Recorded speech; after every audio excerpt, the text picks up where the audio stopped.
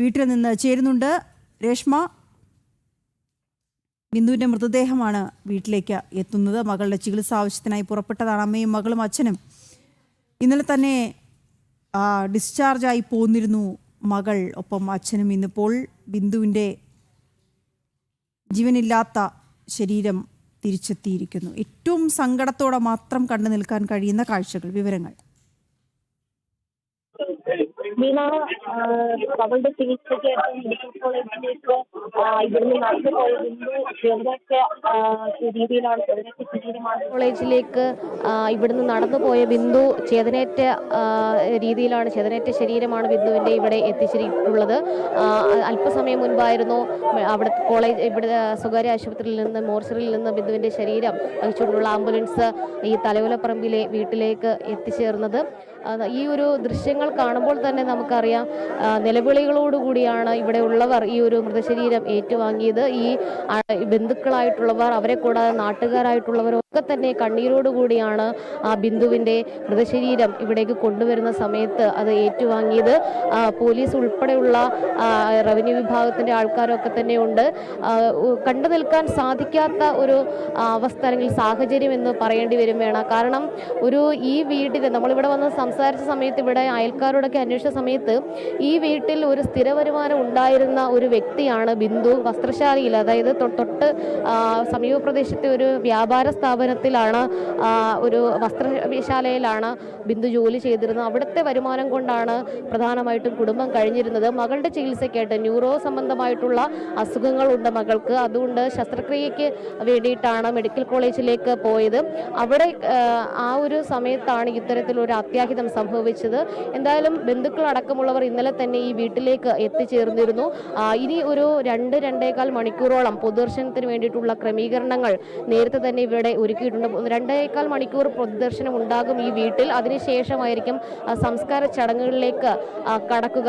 നിലവിൽ തൊട്ടപ്പുറത്തെ, അതായത് ബിന്ദുവിൻ്റെ വീട്ടിൽ സംസ്കരിക്കാനായിട്ടുള്ള സ്ഥലപരിമിതി കുറച്ചുണ്ട്. അതുകൊണ്ട് തന്നെ തൊട്ടപ്പുറത്തെ ബന്ധുവിൻ്റെ വീട്ടിനോട് ചേർന്നുള്ള സ്ഥലത്താണ് സംസ്കാരത്തിന് വേണ്ടിയിട്ടുള്ള ക്രമീകരണങ്ങൾ ഒരുക്കിയിട്ടുള്ളത്.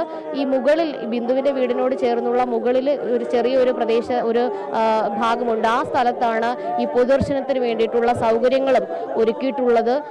നമുക്ക് കാണാൻ പറ്റും, ഈ ബിന്ദുവിൻ്റെ ഭർത്താവ് അടക്കമുള്ളവർ കണ്ണീരോടുകൂടി ആ ഒരു മൃതദേഹത്തെ കെട്ടിപ്പിടിച്ചുകൊണ്ട് കരയുന്ന കാഴ്ച. ബന്ധുക്കൾ അടക്കമുള്ളവർ ഇവിടെ നേരത്തെ തന്നെ എത്തിയിരുന്നു. എന്തായാലും ഒരു വീടിൻ്റെ അത്താണിയായിരുന്ന ഒരു വ്യക്തിയാണ്, ഒരു അമ്മയാണ് ഇല്ലാതായത്. പൊടുന്നനെ ഉണ്ടായിട്ടുള്ള ആ മരണം ഈ വീട്ടിലെ കുടുംബാംഗങ്ങൾ ഒന്നാകെ തകർക്കുകയും ചെയ്തിട്ടുണ്ട്. എന്തായാലും 8:30 കൂടി തന്നെ ഇവിടേക്ക് മൃതശരീരം എത്തിച്ചിരുന്നു.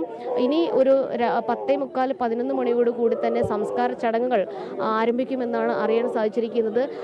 അധികൃതരുടെ ഭാഗത്തുനിന്നും ഉണ്ടായിട്ടുള്ള ഒരു അനാസ്ഥ അതൊരു ജീവൻ നഷ്ടമാകുന്നതിന് കാരണമായി.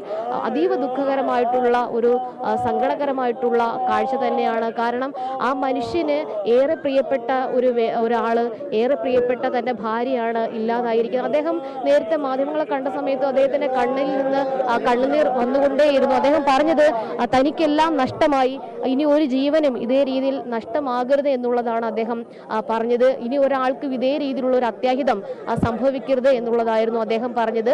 ആ മകൾക്കും മകനും അതേ രീതിയിൽ ഏറെ പ്രിയപ്പെട്ട അമ്മയാണ് ഇല്ലാതായത്. അവരും തകർന്ന ഒരവസ്ഥയിലാണ്. മകന് ഇവിടെ കഴിഞ്ഞ മാസമാണ് എറണാകുളത്തൊരു ജോലി ലഭിച്ചത്. സിവിൽ എഞ്ചിനീയർ ആണ്. ആ മാസശമ്പളം കഴിഞ്ഞ ദിവസം ലഭിച്ചുവെങ്കിലും അമ്മയ്ക്ക് നൽകണം, അമ്മയെ ഏൽപ്പിക്കണം എന്നതിൻ്റെ ആഗ്രഹത്തിൻ്റെ പുറത്തായിരുന്നു ഉണ്ടായിരുന്നത്. പക്ഷേ ആശുപത്രിയിൽ ചികിത്സയിലായതുകൊണ്ട് തന്നെ വരാനായിട്ട് വൈകി.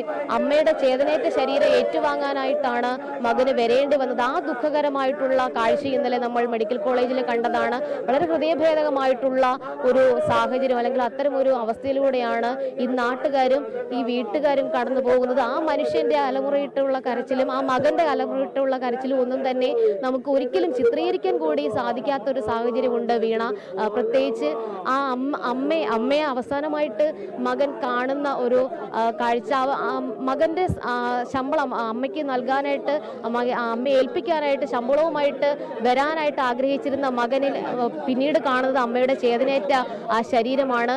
ഒരിക്കലും ആ മകന് സഹിക്കാൻ സാധിക്കുന്നില്ല. അത് തന്നെയാണ് ഇപ്പോൾ ഈ മൃതശരീരം വീട്ടിലേക്ക് എത്തിച്ച സമയത്തും മൃതശരീരത്തിൽ കെട്ടിപ്പിടിച്ചു കരഞ്ഞുകൊണ്ടാണ്, ബിന്ദുവിന്റെ ചേതനയേറ്റ ശരീരത്തിൽ കെട്ടിപ്പിടിച്ച് കരഞ്ഞുകൊണ്ടാണ് മകൻ നവനീത്, ഒപ്പം തന്നെ മകൾ നവമി, ഈ നവമിയുടെ ന്യൂറോ സംബന്ധമായിട്ടുള്ള ശസ്ത്രക്രിയയ്ക്ക് വേണ്ടിയിട്ടാണ് മെഡിക്കൽ കോളേജിലേക്ക് എത്തുന്നത്. കൈ കഴുകാനായിട്ട് അമ്മ പുറത്തേക്ക് പോയതാണ്. ഈ ഒരു സംഭവം നടക്കുന്ന സമയത്ത് കെട്ടിടം തകർന്നു വീണ അച്ഛനാണ് വിശ്രുതനോട് നവമി പറഞ്ഞത്. ഒപ്പം തന്നെ അമ്മയും കാണാനില്ല. അങ്ങനെയാണ് ബിന്ദുവിന്റെ ഭർത്താവ് വിശ്രുതൻ നേരെ ഈ പറയുന്ന രക്ഷാപ്രവർത്തകരോട് ചെന്ന് പറയുന്നത് തന്റെ ഭാര്യയെ കാണാനില്ല, മിസ്സിംഗ് ആണ് എന്ന് പറയുന്നത്. പക്ഷേ അപ്പോൾ അവിടെ ഉണ്ടായിരുന്നവർ പറഞ്ഞത് കാഷ്വാലിറ്റിയിൽ, അതായത് അത്യാഹിത വിഭാഗത്തിൽ കാണുമെന്നാണ്. അങ്ങനെ 2.25 മണിക്കൂറോളം ഈ രക്ഷാപ്രവർത്തനം വൈകി. ആ രക്ഷാപ്രവർത്തനം വൈകിയത് മൂലം ഈ കാണുന്ന മകനും മകൾക്കും ആ ഭർത്താവിനും അവരുടെ ഏറ്റവും പ്രിയപ്പെട്ട ആളെ തന്നെയാണ് നഷ്ടമായത്. അതിനൊരിക്കലും പകരം വയ്ക്കാനായിട്ട് ഒന്നും തന്നെ സാധിക്കില്ല. ഈ പറയുന്ന ധനസഹായം കൊണ്ടോ അത് സാമ്പത്തികമായിട്ടുള്ള ഒരു സ്ഥിരത കൈവരിക്കുമെന്നതിനപ്പുറത്തേക്ക് ആളിനെ നൽകുന്നില്ല. അവർക്ക് അമ്മയെ നഷ്ടമായി, വിശ്രുതന് ഭാര്യയെ നഷ്ടമായി. അത് അധികൃതരുടെ അനാസ തന്നെയാണ്. ആ കണ്ണുനീരിന് പകരം നൽകാനായിട്ടോ അതിനെ ആശ്വസിപ്പിക്കാനായിട്ടോ നമുക്കോ ആർക്കോ സാധിക്കില്ല. എന്തായാലും ഈ ഒരു നാടൊന്നാകെ ഈ പരിസരത്തേക്ക്, അല്ലെങ്കിൽ ഈ ഒരു തലയോലപ്പറമ്പിലെ ബിന്ദുവിന്റെ വീട്ടിലേക്ക് ഒഴുകിയെത്തുകയാണ്. കാരണം ബിന്ദു എല്ലാവർക്കും പ്രിയപ്പെട്ടവളാണ്. ഒരു വീടിന്റെ, അതായത് മേസ്തിരി പണിക്കാരനാണ് വിശ്രുതൻ. അതുകൊണ്ട് തന്നെ ഒരു കുടുംബം പോറ്റണമെങ്കിൽ, ഒരു ഇടത്തരം കുടുംബം സാധാരണ രീതിയിൽ പോറ്റണമെങ്കിൽ 2 പേരെങ്കിലും ജോലിക്ക് പോകണം. മേസ്തിരി ായിട്ടുള്ള വിശ്രുതന് എന്നും ജോലി ഉണ്ടാകില്ല. മഴക്കാലമായാൽ ആ ജോലി കുറവായിരിക്കും. അങ്ങനെ വസ്ത്രവ്യാപാരശാലയിൽ ജോലി ചെയ്തുകൊണ്ട് തന്നെയാണ് കുടുംബം ബിന്ദു പോറ്റിയിരുന്നത്. അടുത്തിടെയാണ് മകനായിട്ടുള്ള നവനീതിന് ജോലി ലഭിച്ചത്. അത് വലിയൊരു ആശ്വാസം തന്നെയായിരുന്നു ഈ കുടുംബത്തിന്. കാരണം രക്ഷപ്പെടാനായിട്ടുള്ള ഒരു പഴുത് ആ ജോലിയിലൂടെ ഉണ്ടാകും. സിവിൽ എഞ്ചിനീയറിംഗ് പൂർത്തിയാക്കിയ മകൻ ഉടനെ തന്നെ ജോലിക്ക് കയറുകയായിരുന്നു. മകൾ ആന്ധ്രയിൽ ഒരു നഴ്സിംഗ് കോളേജിൽ വിദ്യാർത്ഥിനിയായിരുന്നു. പക്ഷെ അതിനിടയിലാണ് ഈ ഒരു ന്യൂറോ സംബന്ധിച്ചിട്ടുള്ള രോഗങ്ങളൊക്കെ തന്നെ പിടിവിട്ട് ശസ്ത്രക്രിയ ഉടൻ വേണമെന്നുള്ള കാര്യത്തിലേക്ക് എത്തുകയും മെഡിക്കൽ കോളേജിലേക്ക് കൊണ്ടുപോവുകയും ചെയ്തത്. എങ്കിലും മകനും മകളും ഭർത്താവും അടങ്ങിയ കുടുംബം സന്തോഷകരമായിട്ട് തന്നെ മുന്നോട്ട് പോയിരുന്നു. ഒപ്പം തന്നെ വൃദ്ധമാതാവും ഇവിടെ ഉണ്ടായിരുന്നു.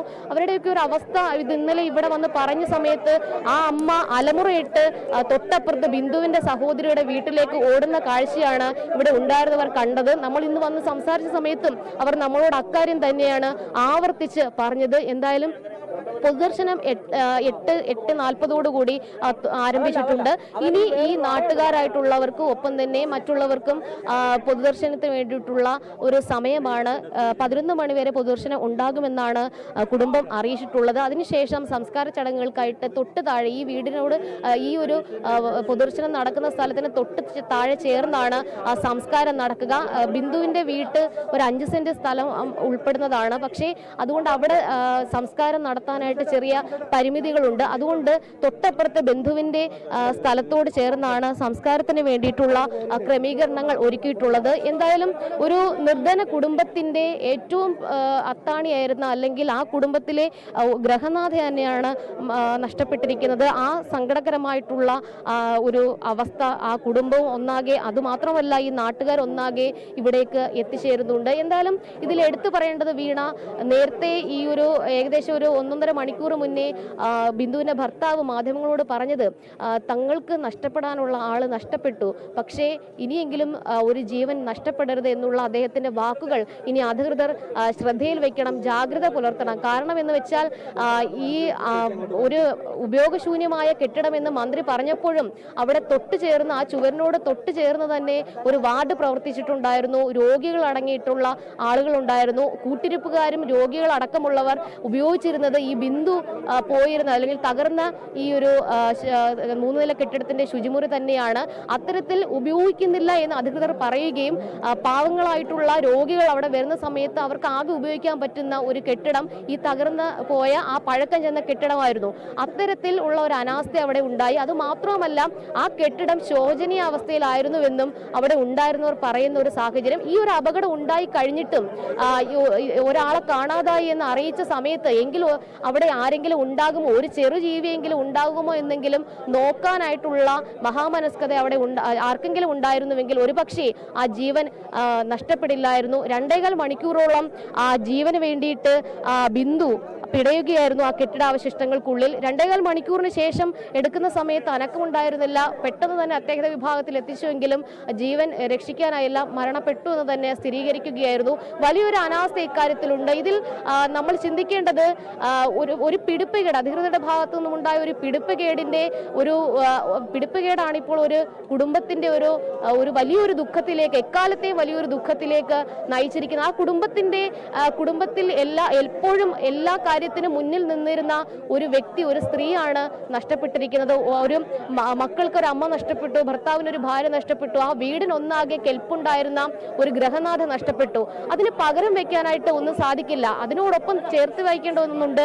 ഇത്രയും അധികം ഒരു അപകടമുണ്ടായി, അനാസ്ഥ കാരണം അപകടമുണ്ടായി എന്നിട്ട് കൂടി ഇവിടുത്തെ പ്രാദേശിക തലത്തിലുള്ള റവന്യൂ വിഭാഗത്തിന്റെ ആൾക്കാരോ അല്ലെങ്കിൽ കളക്ടർ ഉൾപ്പെടെയുള്ളവരോ മന്ത്രിമാർ ഉൾപ്പെടെയുള്ളവരോ ഈ കുടുംബത്തെ ഒന്ന് ആശ്വസിപ്പിക്കാനായിട്ട് ഇവിടേക്ക് എത്തിയില്ല എന്നുള്ളതാണ് സങ്കടകരമായിട്ടുള്ള മറ്റൊരു കാര്യം. ആ കുടുംബം തന്നെ പറയേണ്ടി വരുന്നു, ഞങ്ങളെ ഒന്ന് ആരും തിരിഞ്ഞു നോക്കിയില്ല എന്ന്, ആരും ഒന്ന് ഫോണിലൂടെയെങ്കിലും വിളിച്ചില്ല എന്ന്. അത്തരത്തിൽ ഒരു കുറ്റകരമായിട്ടുള്ള അനാസ്ഥ, കുറ്റകരമെന്ന് തന്നെ എടുത്തു പറയേണ്ടി വരും. കാരണം ഒരു അപകടം ഉണ്ടായി എങ്കിൽ അതിന് തങ്ങളാണ് ഉത്തരവാദികളെങ്കിൽ എന്തുകൊണ്ട് ജനപ്രതിനിധികൾ ഈ വീട്ടിലേക്ക്, ഈ കുടുംബത്തെ ഒന്ന് ആശ്വസിപ്പിക്കാനായിട്ട് എത്തിയില്ല, 2 വാക്ക് പറയാനായിട്ട് എന്തുകൊണ്ട് ഇവർക്ക് സാധിച്ചില്ല എന്നുള്ളൊരു ചോദ്യം ആ കുടുംബം ഉന്നയിക്കുമ്പോൾ നാം ഉൾപ്പെടെയുള്ള ആളുകൾ അത് ശ്രദ്ധയോടെ കേൾക്കേണ്ടതാണ്. മറ്റൊന്ന്, ഈ കുടുംബത്തിന്റെ ഈ നിർധനാവസ്ഥ ഇന്നലെ അടക്കം എല്ലാ മാധ്യമങ്ങളും റിപ്പോർട്ട് ചെയ്തതാണ്. മന്ത്രിമാർ ഉൾപ്പെടെയുള്ളവർക്ക് അറിയാമായിരുന്നു. ഇന്നലെ മുഖ്യമന്ത്രി കേവലം ഒരു 5 മിനിറ്റ് അവിടെ സന്ദർശിച്ചുവെങ്കിലും ആ കെട്ടിടം തകർന്ന ആ ഒരു സ്ഥലത്തേക്ക് പോകുവാനോ ഈ കുടുംബാംഗങ്ങളെ ഒന്ന് നേരിട്ട് കാണുവാനോ തയ്യാറായില്ല എന്നുള്ളതും മറ്റൊരു വസ്തുതയാണ്. അതും ഈ പറയുന്ന ബിന്ദുവിന്റെ കുടുംബം എടുത്തു പറയുകയും ചെയ്തിട്ടുണ്ട്. മന്ത്രിമാർ ഉൾപ്പെടെയുള്ളവർ വന്നുപോയി, പക്ഷെ നേരിട്ടൊന്ന് സംസാരിക്കാൻ തയ്യാറായില്ല. മുഖ്യമന്ത്രി വന്നു പോയെന്ന് കേട്ടു, നേരിട്ട് സംസാരിക്കാൻ തയ്യാറായില്ല.